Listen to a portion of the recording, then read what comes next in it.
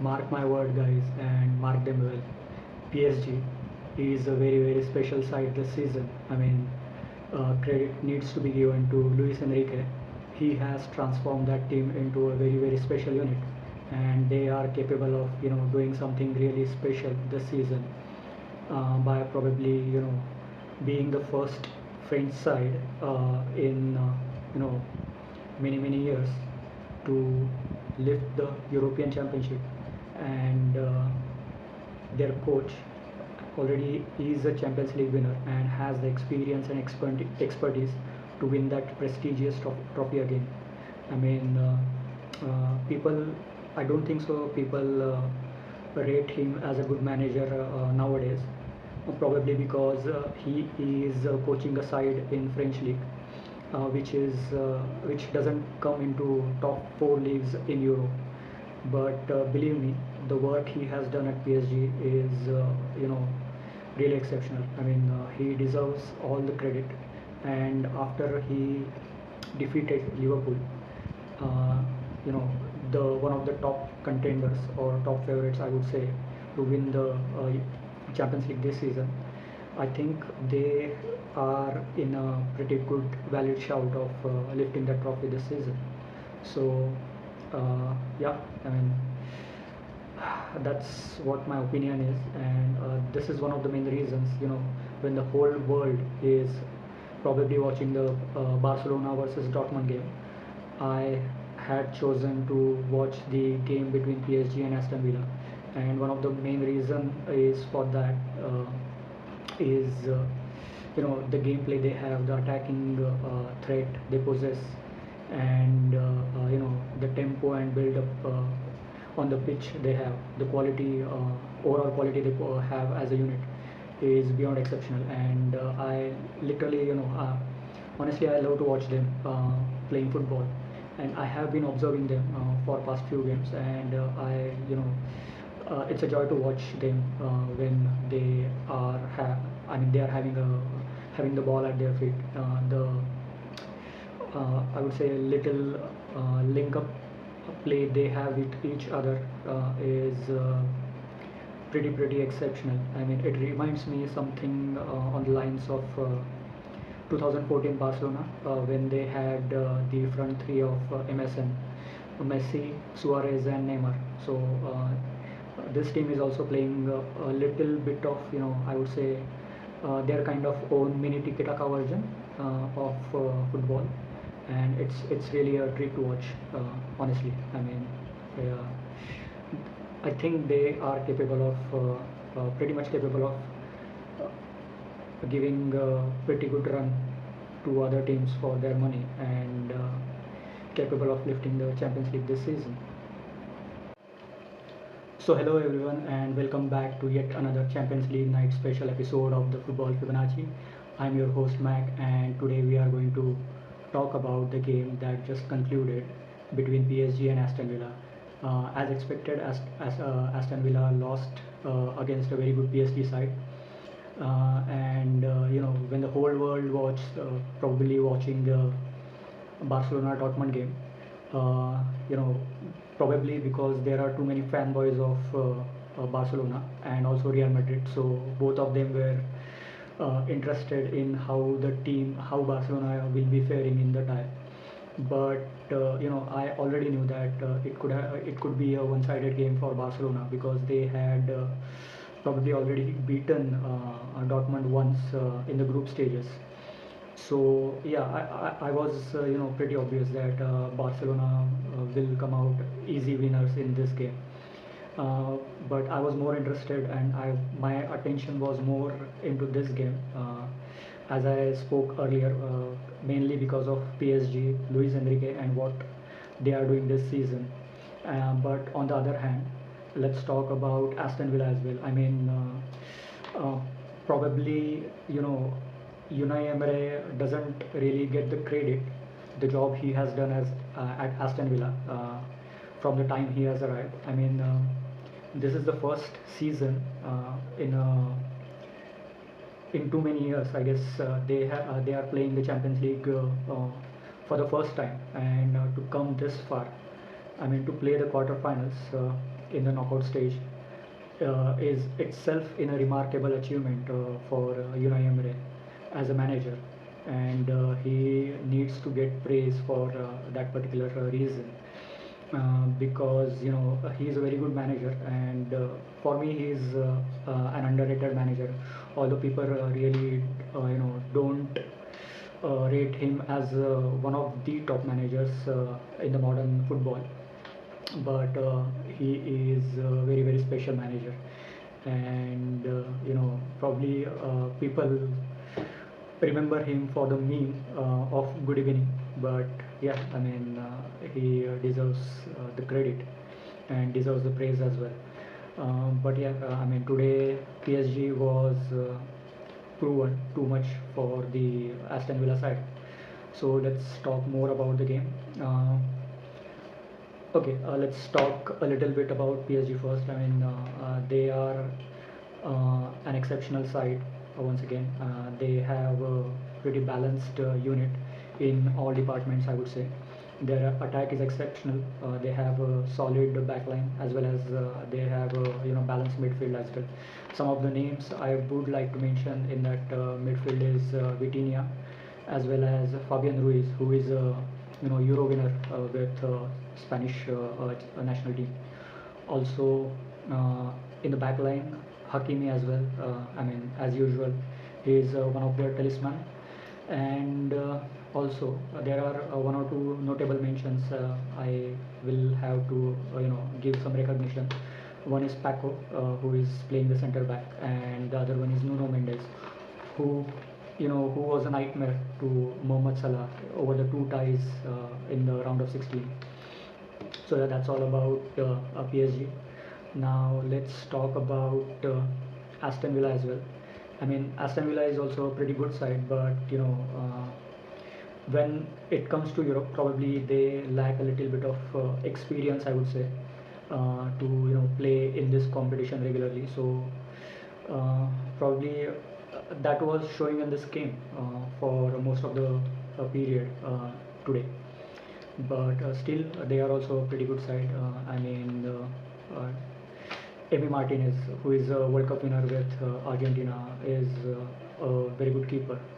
I mean, so as the PSG goalkeeper as well. I forgot to mention Donnarumma. He is still one of the world-class keepers to this date. I mean, people don't rate him probably because once again he is playing in the French league. But I still believe he is one of the top keeper currently in the world. Yeah, let's focus the shift back to Aston Villa. I mean, Emi Martinez is one of their main player, I would say, who has kept Aston Villa in the games on so many occasions. He who has saved Aston Villa on so many occasions, and he is one of the reasons where Aston Villa are today, in the league as well as in the Champions League as well. In the back line, I would say they are a pretty good side. Konsa, then there is Lucas Digne, and I would specifically like to talk about their captain, John McGinn. I mean, I love that person as a player. I mean, he is one of the most underrated player in the Premier League, probably. I mean, one of the most underrated midfielders, to be honest. And despite being a little bulky and slow in the play, he has pretty good technical abilities. I mean, he breaks out the play, he hold up the ball pretty well, and he also dictates the play on both the wings most of the times to initiate the attack. So for me, he is one of the most underrated players in that Aston Villa side. And yeah, I mean, probably those are the players I would predominantly mention apart from all other players. Now let's move with the first half. I mean, first half it was all about PSG. I think most of the game was played in the Aston Villa half, where PSG was attacking most of the times. It was like Aston Villa was defending most of the time, and they had hardly any time to take a breather or take eyes off the ball. because PSG attackers were pressing pretty well. They were working with each other in their link-up play. They were trying to, again, this is one of their highlights of the gameplay. They try to, manipulate the little spaces of little spaces of channels in between the opponent backline, and that's what they were doing today. Specifically, their front three, Kvaratskhelia, then Ousmane Dembele, and their young striker Due. They were exceptional today, I feel. I mean, if we talk about a little bit of stats, I have it with me. For the first 25 minutes, it was all about 78%. PSG had 78% of possession against 22% of Aston Villa, and the surprising part was they had almost 190 passes against where PSG was hardly able to put together 50 passes, and yeah, I mean they had only one shot on target. Two shots on only one shot on target against PSG's 7 shots. So it tells about all the dominance PSG had over the game in the first half. Again, Aston Villa scored the first goal, but I mean, it was again totally against the run of play, where I thought again the same thing happened, which was a repeat of what happened in game between Liverpool and PSG in the first leg at Paris. So PSG just switched off for a moment, and yeah, Aston Villa took the advantage and scored the first goal against the run of play, which was very surprising. And after that, it was all Aston. I mean, it was all PSG again. They they kept the pressure on Aston Villa defense, and they were rewarded with a brilliant goal by their attacker Due. I thought that was an exceptional goal, and probably I would say that Martinez was a bit of wrong on misjudging the dip that was on the shot. I thought I felt that Martinez was pretty confident that the ball will go over the post, but the ball had a perfect dip at the last moment, and it just clipped the top crossbar and went in. But it was a wonderful goal. I mean, nothing. I don't want to take away anything from the attacker Due, and it was an exceptional goal. After that, it was all PSG again, and yeah, Kvaratskhelia. I mean, what a player he is. Again and again, it is a joy to watch that player with ball at his feet. So as Ousmane Dembele, and the goal Kvaratskhelia scored was again a screamer, I would say, because to take on those two defenders in the box, and then just drop the shoulder and hit the shot probably from the smallest gap on the left hand side of the post and between Emi Martinez. That was really an exceptional goal. That was all. Then they kept the pressure, but I felt that they were lacking that end product to take on the score line, probably to a 4-1 or 5-1 difference. And this has been one of the talking points, I would say. I mean, that's my opinion, that there is still room for improvement for that PSG side, because when it comes to chances, they don't seem to really convert all their chances they are getting. So there is a bit of struggle, and they will need to improve when they will go on to the next phase of the knockout stage of this Champions League. And for the second half, I would say the tempo was a little slowed down, because I guess Aston Villa might have came up with a game plan in the second half to just keep the scoring at the minimum deficit, seeing at what they were experiencing in the first half. So they were happy to a little bit sit back and do all the work without the ball, and trying to hope and catch the PSG side again on the counter, as they did for the first goal. They were trying to do the same on too many occasions, and unfortunately they were not successful. uh, and yeah, I mean, uh, when game went on to a little late in the second half, I would say the game play was a little slow down from both the teams. And then came a moment in the injury time where Nuno Mendes again scored a brilliant goal to make it a 3-1 comfortable lead going into the second leg. And I feel that had it been 2-1, I would have given a fair chance to Aston Villa in the second leg. But now, since it's a 3-1 score line, I think PSG are favourite to go through the semi-finals. And yeah, I mean, Aston Villa.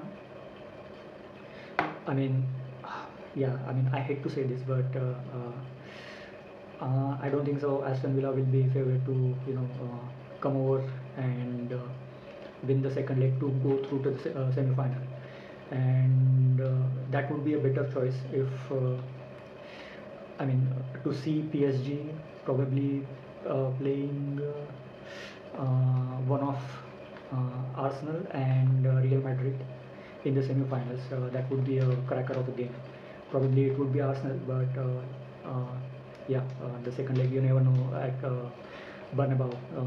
Real Madrid has a habit of coming back when they were 3 goals down previously in their Champions League winning stint, when they beat Chelsea as well as Man City, and went on to win the title, I mean, Champions League. So anything could happen, but I would still stand by my word. For me, it's all PSG this season. I mean, I feel that people and mostly all the experts are sleeping over this PSG side, but believe me, I mean, they are my favorite to win the Champions League this season, and I will stand by this statement till the end of the season. And I know that I might make a fool out of myself if they don't win, but the work Luis Enrique has done, and he is already a Champions League winner, already a treble winner in 2014-15 season with Barcelona. So I'm seeing a little bit of glimpses of that particular side in this PSG side. And one more point I would like to uh, one more important point I would like to make here about PSG is that probably after their star man Kylian Mbappe, Kylian Mbappe left for Real Madrid, he actually did good for the team than himself, because now if you are observing this PSG side closely, you know I think they are a pretty much better side without Kylian Mbappe, because they are not a one-man team. Their gameplay doesn't revolve around a certain player, and they have pretty much I would say 3 to 5 very good players who are very important and who can make an impact into the game and be the match winner. So you know I think it would be a treat to watch them further in the competition. So yeah, that's it from my side. I know it has been a long video this time, but thanks for staying this long, and thanks for watching. And if you loved the match reaction, if you loved my analysis, so I would request you to please like, share, comment, and subscribe to the channel. And do let me know in comments your thought about what I was saying, and we can have a discussion in our next video on that. So thanks again, happy football, and I will see you in yet another episode of the Football Fibonacci. And to all the Barcelona fans, watch out. You I mean, I don't think so. You are one of the favorites anymore. Watch out for this PSG side if you face them in the finals. You know, don't sleep on them. This is just a warning from my side. Thanks again, and bye bye.